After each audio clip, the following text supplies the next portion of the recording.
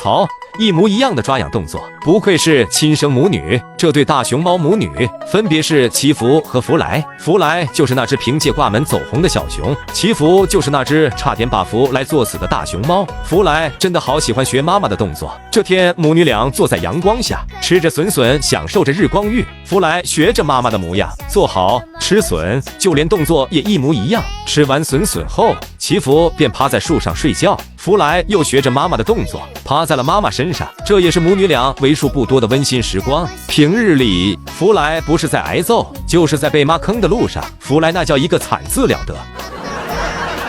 要说这对母女也是熊猫界的搞笑担当，而福来也不愧是祈福亲生的，妈妈扣个痒，他也要学妈妈的动作，真是应了一句话：父母的行为真的会影响到孩子，就连大熊猫也是一样。祈福扣完痒后，四仰八叉的躺在地上，福来扣痒完毕后，又学妈妈这么躺着，然后看到妈妈又一个起身，准备要扣痒的动作，福来直接和妈妈神同步扣痒，哈哈。这福来模仿能力挺强的哈。虽然小时候福来走过最多的路就是妈妈的套路，但和妈妈一起时，福来是真的很开心。